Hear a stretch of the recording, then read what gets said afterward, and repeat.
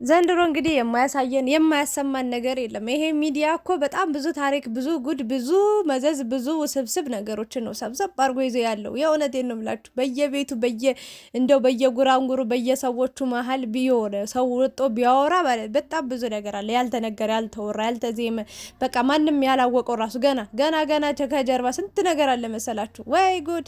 አይ ጉድ! ጉድና ጅራት ከወደ ኋላ ነው። እንግዲህ እንዴት ናችሁ ተመልካቾቼ? በያላችሁበት ሰላማችሁ ይብዛ።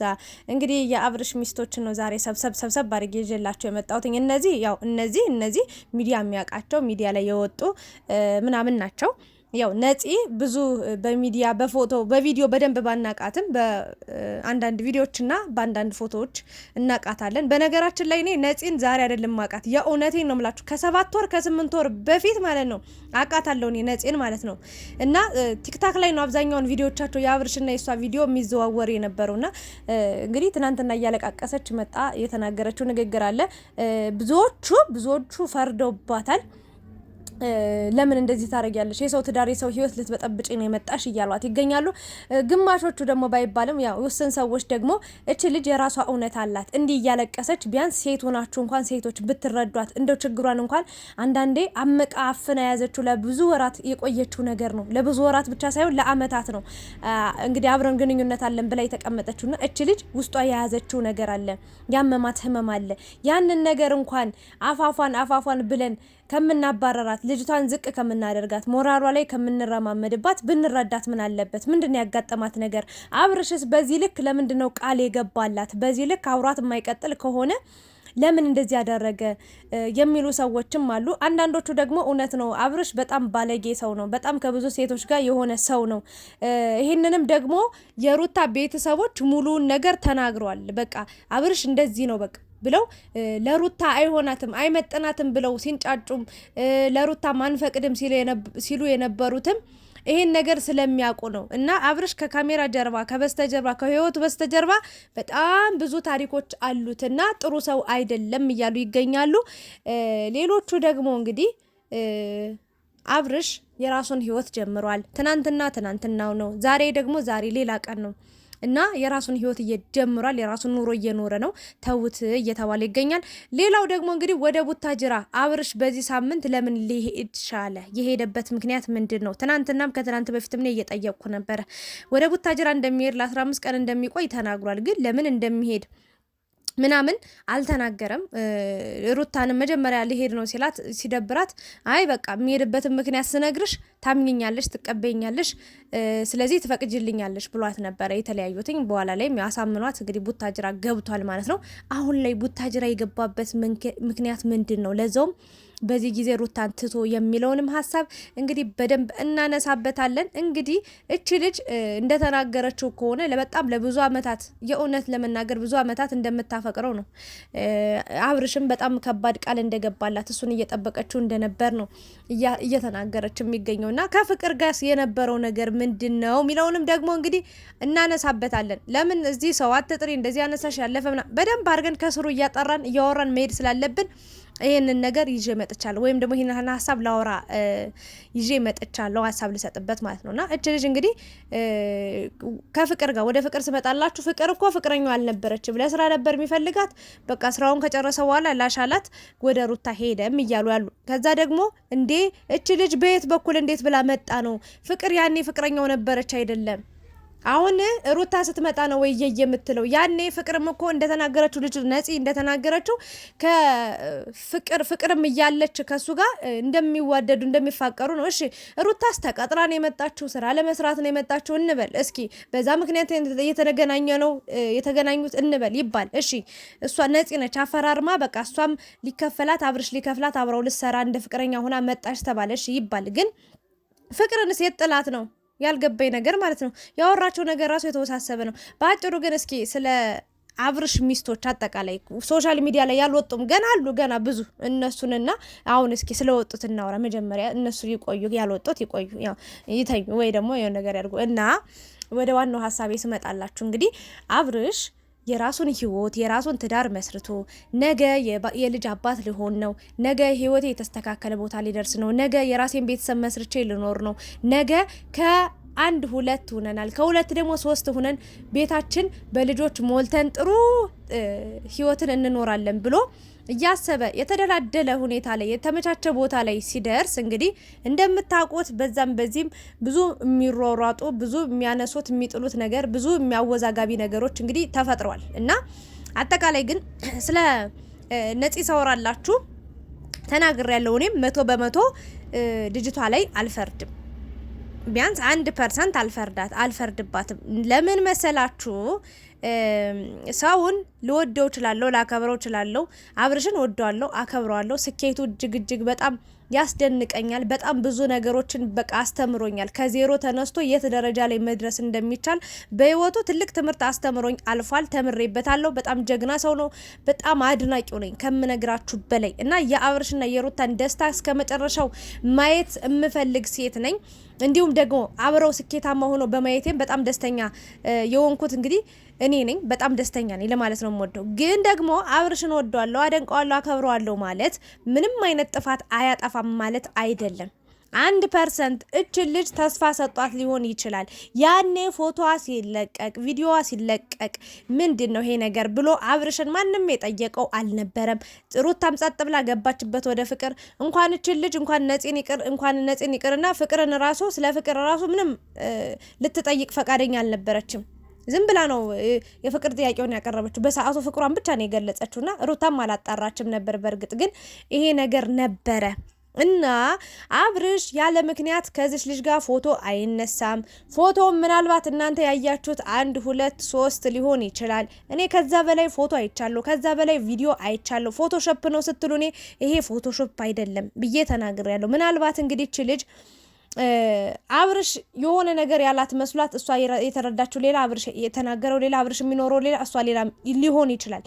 1% እንግዲህ ለልጅቷ ተስፋ አለኝ። ምናልባትም የሆነ ነገር ነበረ ብዬ አምናለሁ። ግን ጥፋተኛ ናት የምለው ዛሬ ህይወቱ ሲስተካከል መጣ ሚዲያ ላለቃቅሳ ማውራት አይጠበቅባትም። ምንም ማለት የሱ ደስታ ነው የምፈልገው ካለች ቢያንስ እንደዚህ ተስተካክሎለት ህይወቱ ሰምሮ ጥሩ ነገር። ማፍቀር ማለት እኮ ከምታፈቅሩት ሰው ጋር መኖር ማለትም አይደለም። ግን ማፍቀር ፍቅር ማለት የምትወዱት ሰው የሱን ደስታ ማየት ነው በቃ ባጭሩ። ሌላ ምንም ታሪክ የለውም። እና ብትተው ምን አለበት? ዛሬ ላይ ምን አምጥቷት ነው? ማን መክሯት ነው? ማን እንደዚህ በይ ብሏት ነው? ጭራሽ ጥቁር ለብሳ ምናምን በጣም እያለቀሰች ከቤተሰብ እኛው ሰው እንዲያዝንላት ከቤተሰብ ጋር አገናኘችው። ሲጀመር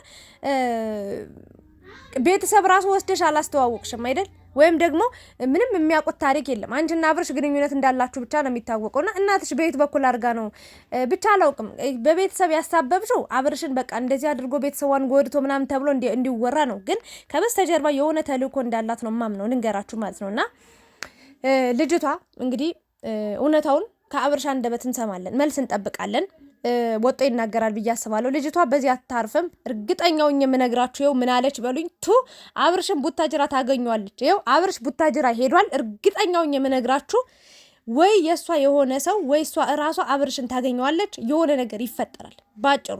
እኔ ይኸውላችሁ ይኸው ምን አለች በሉኝና ይሄ ነው እየተፈጠረ ያለው ነገርና አብርሽ እንግዲህ ወደ ፍቅር ስመጣላችሁ ያው ከፍቅር ጋር ያለው ነገር ሁሉ ነገር ተማምነው ምን ብለው ያለቀ የተዘጋ ጉዳይ የተዘጋ ርዕስ ነው። ከዚች ልጅ ጋርም እርግጠኛ ነኝ ምናልባት መጀመሪያ የጀመሩት ነገር ኖርማል ነገር ነበረ። እሷም ወይም አምርራው ሊሆን ይችላል። የማውቀው ታሪክ የለም። እሱን ያው የምናየው ይሆናል። ለወደፊት በደንብ የማጣራቸው ብዙ ነገሮች አሉ። ግን ሩታና በአብርሽ መሀል እኔ የተፈጠረ አንድ ትልቅ እውነት አለ። የሆነ ቀን ጊዜው ሲደርስ ፍንድት አድርጌ አውጥቼ ነጩን እናገራለሁ። ለማንኛውም ግን የአብርሽ ሚስቶች የምትሉት ማለት ነው ለምን 30,000 ሚስቶች አይኖሩት? ምን አገባችሁ? ያለፈ ታሪክ እኮ ብዙ እኮ አለ። አንዳንድ ሰዎች እኮ ያለፈ ታሪካቸው ለምን መሰላችሁ? እንደውም ከብዙ ሴቶች ጋር የሆነው ተፈላጊ ስለሆነ ነው አይደል? ተፈላጊ ስለሆነ ነው፣ በቃ ተወዳጅ ስለሆነ ብዙ ሴቶች አፈቀሩት፣ ወደዱት፣ አብሯቸው ሆነ። ከዛስ አብሮ ሲቀጥል አልሆነለትም። የሚቀጥል ነገር ስላልሆነ ተዋቸውና ሌላ ሴት ያዘ። ደግሞ ያ ደግሞ አልሳካ ሲለው ሌላ ሰው ጋር ሆነ። ከዛስ መጨረሻ ላይ ከሩታ ጋር ሆነ። ፈጣሪ ማለት ነው እሱ ከሚለምናቸው ሴቶች በቃ እንትን ብሎት ገላግሎት የምትወደው ሴት፣ የምትንሰፈሰፍለት ሴት፣ ንግስት የሆነች ሴት፣ ንጉስ ያደረገችው ሚስት መጣችለት አይደል? ስለዚህ በሩንም እጁንም ልቡንም ከፍቶ አስገባት። በቃ ገባች አይደለም? ጥሩ ህይወት ጀመረ፣ ተስተካከለ። አንዳንዴ ሰዎች ማለት በድሮ ማንነታችሁ አንስተው ሊወቅሳችሁ ይችላሉ። የሆነ ጥፋት አጥፍታችሁ ዛሬ ላይ የተስተካከለ ደረጃ ላይ ደርሳችሁ ከዛ ጥፋታችሁ ታርማችሁ ራሱ ቢያያችሁ ማለት ነው ያኔ እኮ እንደዚህ አድርጎ ነበር፣ ያኔ እኮ እንደዚህ አድርጋ ነበር፣ የጣት መጠቋቋሚያ መዘባበቻ ነው የምታደርጓቸው። በቃ አብርሽ ደግ አደረገ። ለምን 30,000 ሴቶች ጋር ይተኛ? ምን አገባችሁ? ያ ያለፈ ታሪክ ነው። የትናንትናው እስኪ የትናንትናችሁን አምጡትና ለዛሬ ከጠቀማችሁ እንይ እስኪ። በጣም በቃ እንደ ትልቅ ነገር እንደ ትልቅ አጀንዳ አምጥታችሁ ሪሪ አብርሽ ከፍቅር ጋር ነበር ከሩታ ጋር ከዛ ደግሞ ከነፂ ጋር ነበር፣ ሌሎችም ሴቶች ከሚዲያ አልወጣሉ። በጣም ብዙ ነገር ነው እየተባለ ያለው። ይሁን እንደፈለገ በቃ ያ ያለፈ ታሪኩ ነው። በቃ አለቀ። አዲስ ነገር ምንም የለም። አዲሱ ነገር ሩታ ናት። አዲሱ ህይወቱ ሩታ ናት። የመጨረሻው ብዙ ሴቶች የመጀመሪያው ሊሆኑ ይችላሉ። ሩታ ግን የመጨረሻው ነች። በቃ አሸናፊውም እሷ ነች። እና ተው በቃ ከአብርሽ ከሩታ ራስ ላይ ወረድ በሉ። የምትሳደቡ ሰዎች አላችሁ። አብርሽ የቱንም ያህል አንዳንዴ እኔ በጣም ብዙ ወንዶችን አውቃለሁ፣ ጓደኞች፣ የራሴ ጓደኞች በቅርብ ማውቃቸው መጀመሪያ ህይወታቸው በጣም ከብዙ ሴቶች ጋር በቃ ጓደኛ ፍቅረኛ የሚሆኑ በጣም የተበላሻሸ ህይወት ውስጥ የነበሩ አሁን ላይ ህይወታቸው ተስተካክሎ ሰምሮላቸው የራሳቸው በአንድ ሰው ተወስነው በአንድ ሰው ታቅበው የሚኖሩ አሉ። ታሪክ እኮ ይቀየራል። እና ይሄ ልጅ ዝም ብሎ እድሜ ዘላለሙን ሴት ሲቀያይር መኖር አለበት ነው ወይስ ደግሞ ያለፈ ህይወቱ እምቢኝ ብሎት ወይም ደግሞ አልስተካከል ፈጣሪ የፈቀደው ሩታ ጋር እንዲሆን ከሆነስ ምንድነው እናንተ ያዙ ይልቀቁኝ የምትሉት? በነገራችን ላይ ብትመጡም ባትመጡም ያዙ ይልቀቁኝ ነው የምትሉት። እኛም እያያዝን እንለቃችኋለን ከሩታ ውጭ ወደ ውጭና ምን ልላችሁ ነው? አብርሽ ይሄ ያለፈ ታሪኩ ነው፣ ያለፈ ማንነቱ ነው። ባለፈ ማንነቱ ባለፈ ታሪኩ ደግሞ ባለፈ ስህተቱ ደግሞ አንድ ሰው እድሜ ዘላለሙን ሲወቀስ አይኖርም። የእውነቴን ነው። ፈጣሪም እንኳን ስንት ኃጢአት እየሰራ አዳሜ ማለት ነው በየቀኑ ስንት ኃጢአት ስንት ግፍ ስንት በደል ስትሰራ እየዋልክ ማለት ነው ፈጣሪ ይቅር በለኝ እያልክ ወደ ሃይማኖት ቦታ ትሄዳለህ አይደል? ትሄዳላችሁ እርግጠኛውን የምናገረውና እግዚአብሔር ያን ሁሉ በደል እንኳን ይቅር ይላል። እኛ ሰዎች ነን የተረሳ ያለፈ ታሪክ በቃ የተሰረዘ ዶሴ ሁሉ የጠፋውን ታሪክ እያመጣችሁ እንደዚህ ነው አብርሽ እንደዛ ነው ከዚህ ሴት ጋር ሆነ ከዛች ሴት ጋር ሆነ እችን አስከፋት እችን አስቀየማት። ምን ሰበብ አንስተን እንጣላቸው? ምን ሰበብ በቃ አንስተን እነዚህ ልጆች ዝቅ እናድርጋቸው እናሸማቃቸው እያላችሁ ስትፈልጉ ነበረ። ይኸው ነፂ መጣ እንግዲህ የነበረውን ነገር ውርድ አድርጋ ተናግራለች። እንግዲህ አላቅም እንኳን እንደዚህችን ሰበብ አግኝታችሁ ሌላም እኔ እንጃ አላውቅም። ግን በእነ አብርሽና በሩታ ላይ በዚህ ያህል መክፋት የለባችሁም። ቢያንስ ነፍሰ ጡር ሴት ነች አይደለ? መጨነቅ የለባትም። ለሞራሏ እንኳን ተጨንቃችሁ ትንሽ እንኳን ርህራሄ ብታሳዩ የተሻለ ነው ብዬ ነው የማስበው። ለማንኛውም ነፂ ያው እንግዲህ ንጽህናሽ አውጣሽ ስራሽ አውጣሽ ነው የምለው። ለምን ምናልባት ሜቢ እንግዲህ የሆነ ነገር ሊኖራችሁ ይችል ይሆናል ከአብርሽ ጋር ምናምን ነገር የነበራችሁ ነገር ሊኖር ይችላል። ግን ደግሞ ዛሬ ያንቺ መሆን አይችልም። ይሄ ግልጽ ነገር ነው። ትናንት የነበረ ነገር ትናንት ነበር፣ አልፏል በቃ። እና አንዳንዴ የመጀመሪያ ከመሆን የመጨረሻ መሆን ጥሩ ነው። የእውነቴን ነው የምላችሁና አንቺ ደግሞ የመጀመሪያው ነበርሽ፣ አለፍሽ፣ በቃ አለቅሽ። የለሽም ነበርሽ ግን አሁን የለሽም። ሩታ በፊት አልነበረችም፣ አሁን ግን አለች። ደስ የሚለው እሱ ነው። ስለዚህ ሩታ ከማንም ሴት ጋር የምትወዳደር ሴት አይደለችም። የእውነቴን ነው የምልሽና ልልሽ የምፈልገው ነገር እህቴ ያንቺን የተሻለ ህይወት አልሰድብሽም። ሴት ነኝ። ነገ ምን እንደሚያጋጥመኝ በእኔ ህይወት ውስጥ ራሱ ምንም የማውቀው ታሪክ ስለሌለ በሴት ልጅ ፈርጄ ጨክኜ ቆርጬ እያለቀሰች ልሳደብ ወይ ደግሞ አንቺን ልጥል ወይ ደግሞ አንቺን ጄጅ ላረግ ወይ ውሸታም ሌባ ነሽ አጭበርባሪ ነሽ ብዬ ልናገርሽ በተአምር አልችልም። ህሊናዬም አይፈቅደውም። ግን ቢያንስ በቃ ከህይወታቸው ውጭላቸው። እስከዛሬ ወጣሽ ነበር አይደለ? አልነበርሽም አይደል? ዛሬ ብቅ ያልሽበት ምክንያት የራስሽ ይኖርሻል። ሜቢ ሰው አስገድዶሽ ሊሆን ይችላል። በጣም ብዙ ተንኮለኞች እንዳሉ አውቃለሁ። ግን የሚጠቅምሽ ነገር እሱ አይደለም። ቢያንስ እንደው ለአንድ ቀንም ቢሆን ተይው፣ ሌሎችን ቀኖች ተይው፣ ለአንድ ቀንም ቢሆን ደስተኛው ናችሁ ውላችኋል አይደል? ከአብርሽ ጋር ጥሩ ጊዜ አሳልፋችኋል። በሳቁ በቀልዱ ስቀሻል አይደል? ጥሩ ነገር አሳልፋችኋል። ስለዚህ ለዛሽ ቀን ብለሽ እንደው ልለምንሽ ልማጸንሽ ተያቸው፣ ኑሯቸውን ይኑሩበት። የራስሽን ህይወት በጣም ቆንጆ ነሽ፣ እንዳየውሽ ደስ ያለሽ ሞዴል ነገር ነሽ ምናምን ነገርና ያለፈ ታሪኬ ነው በቃ። እኔም አዲስ ህይወት አዲስ ምዕራፍ አዲስ ተስፋ መጀመር አለብኝ ብለሽ አዲስ ምዕራፍሽን ጀምር። የራስሽን አዲስ ህይወት ጀምር። የራስሽን ሰው ፈልጊ። አብርሽ ኦልሬዲ ያንቺን ሊሆን አይችልም በተአምር ማለት ነው። ለምን በቃ የራሱ የጀመረው የካበው ነገር አለ፣ እየሄደበት ያለው መንገድ አለ እና መንገዳችሁ ደግሞ ድሮ ነው የተለያያችሁት። በቃ ይሄንን ነው ልላችሁ የምችለው። አብርሽ ብዙ ሴቶች አሉት ምናምን ለምትሉ ሰዎች ምንም ማድረግ አይቻልም። እንግዲህ እንደሱ ተወዳጅ በሆናችሁ እንደሱ ተፈላጊ በሆናችሁ። የማይፈለግ ቢሆንማ አጠገቧ አንድ ሴትም እኮ አትኖርም ነበር አይደል? አዎ።